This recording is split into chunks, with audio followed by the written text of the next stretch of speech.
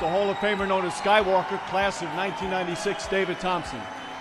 Ladies and gentlemen, Michael Jordan. I told all my friends I was going to come up here and say thank you and walk off. I've had a lot of questions over the last 4 weeks. And everybody's saying, well, why did you pick David Thompson? I know why. And David knows why. And maybe you guys don't know why. But as I grew up in North Carolina, I was 11 years old, 1974, I think, when you guys won the championship. I hated UNC. And here I ended up at UNC. But I was in love with David Thompson. Not just for the game of basketball, but in terms of what he represented. You know, we all, as Vivian said, we go through our trials and tribulations. And he did. And I was inspired by him. And when I called him and asked him to stand up for me, I know I shocked the shit out of him. But he was very, very kind and said, yeah, I do it. And that wasn't a disrespect to any of my Carolina guys.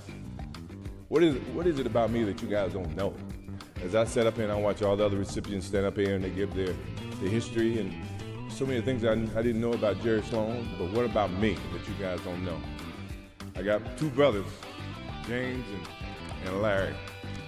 5'4", 5'5". You know, you would think that, you know, my brother Larry is a ideal situation where small things come in small packages. This dude fought me every single day. And to the extent that my mother used to come out and make us come in because we were fighting way too much. He served in the Army for 31 years. And the competition didn't stop there. My sister, who's 1 year younger than me, it came from my older sister. She was not here today, and my father, who's not here today, obviously he's with us and all of us. I mean, my competitive nature has gone a long way from the first time I picked up any sport. Baseball, football, ran track, basketball, anything in this class, I played it. When you think about, you know, so they started the fire in me. You know, that fire started with my parents. His game is about the same. But he started the whole process with me because when he made the team and I didn't, I wanted to prove not just to Leroy Smith, not just to myself, but to the coach who actually picked Leroy over me. And then there's Buzz Peterson, my roommate. I'm thinking, well, he ain't never played against me yet. Is that some type of media, exposure? When I grew up, you didn't have CBS affiliation in North Carolina, in Wilmington. It was just my competitive nature. I didn't think he could beat me, or he was better than me as a basketball player. And from that point on, he became a focal point, not knowingly. He didn't know it, but he did. That burned me up because I thought I belonged on that Sports Illustrated. Now, he had his own vision about giving a freshman that exposure, and I totally understand that. You know, my competitive nature went right into the pros. I get to the Bulls, which I was very proud that at the time Jerry Reinsdorf didn't own the team. It was another organization, and Rob Thorne drafted me. Kevin Lockett was my first coach. Kevin used to take practices and put me in the starting five.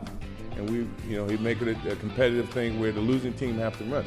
So now I'm on the winning team, and halfway in the game, halfway in the situation, he would switch me to the losing team. I mean, what else can I say? The next year I was out for 65 games, and when I came back, I wanted to play. You know, he and the doctors, they came up with this whole theory that you can only play 7 minutes a game, but I'm practicing 2 hours a day. So I had to go in his office and sit down with him. And I said, Jerry, I feel like I should play more than 14 minutes. He says, I think I have to protect the long term of investment that we've invested in you. He says, if you have a headache and you got 10 tablets and one of them is coated with cyanide, would you take the Tylenol? And I looked at him, I said, how bad is the headache? And then along came Doug Collins, who was caught in the whole mix of this, Jerry Krause and Jerry Reinsdorf. In my contract said I had the love of the game clause. That means I can play anytime I want, any place I want. And Doug looked at me and said, yeah, you're right. And that's how we became, a little closer in terms of Doug Collins and myself. And Jerry Krause is right there, and Jerry's not here. Obviously, I don't know who invited him. He said organization wins championships. I didn't see him playing with the bad ankle. So in essence, I think the players win the championship, and the organization has something to do with it. You guys got to pay us, but I still got to go out and play. Obviously, you see my kids, Jeffrey, Marcus, Jasmine, I love you guys. I mean, look around you. They charge $1,000 tickets for this game, for this whole event. I had a lot of family, a lot of friends I had to bring in, so thank you, Hall of Fame, for raising ticket price, I guess. She's always on the go, and without her, she's a rock. You know, how people perceive you, how you respect them, you know, what's good for the kids, what's good for you, you know, how you're perceived publicly. You know, it came from my mom, and she's still, at this stage, she's still parenting me today, and that's a good thing about that later. Now, they say it was a so-called freeze-out in my rookie season, but you guys gave me the motivation to say, evidently, I haven't proved enough to these guys. I got to prove to them that I deserve what I've gotten on this level. And no matter what people may have said, if it was a rumor, I never took it as truth. But you guys never froze me out because I was just happy to be there, no matter how you look at it. And hopefully, over the period of my career, I've done that, without a doubt. He slid a note saying, I enjoyed the competition, congratulations, but we will meet again. And I take the heart in that because I think, in all honesty, you are just competitive as I am, you know, even from a coaching standpoint. And you've challenged me every time I played the Knicks, the Heat, and I don't think you were with the Lakers, but anytime I played against you, you had Jordan Stoppers on your team. You had John Starks, who I love. You even had my friend Charles Oakley saying we can't go to lunch, we can't go to dinner because Pat doesn't believe in fraternizing between the two of us. And this guy hit me harder than anybody else in the league. You and we had the same agent. We came out at the same time, but we couldn't go to lunch. Do you think I'm going to play against Patrick any different than I play against anybody else? And then you had your little guy who was on your staff who became the Knicks coach after you. Jeff, I befriended them, and then I attacked him on the basketball court. You know, he challenged me mentally, not just physically. You know, he understood the game, along with Tex Winter. They taught me a lot about the basketball game. You know, I could never please Tex. And I love Tex. Tex is not here, but, you know, I know he's here in spirit. He is. I can remember a game coming off the basketball court, and we were down, I don't know, 5 to 10 points, and I go off about 25 points. You know, if that means we play team format, we win. You can't win it. You can't win an NBA title, or, you know, you're not as good as Magic Johnson. Now, I'm not saying they were wrong. I may have looked at him from a different perspective. You know, but at the same time, as a basketball player, I'm trying to become the best that I can, you know, and for someone like me who achieved a lot in over the time of my career, you look for any kind of messages that people may say or do to get you motivated to play the game of basketball at the highest level, because that is when I feel like I excel at my best. And my last example of that, and the last one that you guys probably have seen, I hate to do it to him, and when I first met Brian Russell, John and Carl should remember this. I was in Chicago in 1994. I was working out for baseball. They came down for a workout and shoot around. And at this time, I had no thoughts of coming back and playing the game of basketball.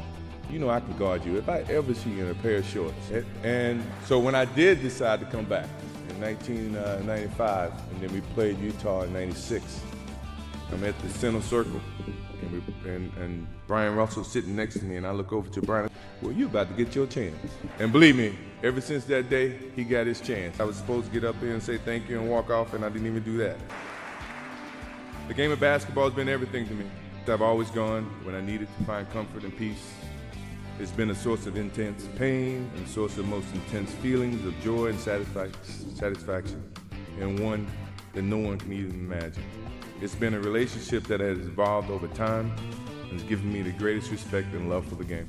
I hope that it's given the millions of people that I've touched the optimism and the desire to achieve their goals through hard work, perseverance, and positive attitude. Although I'm recognized with this tremendous honor of being in the Basketball Hall of Fame, it's simply a continuation of something that I started a long time ago. One day you might look up and see me playing the game at 50. Never say never, because limits, like fears, are often just an illusion.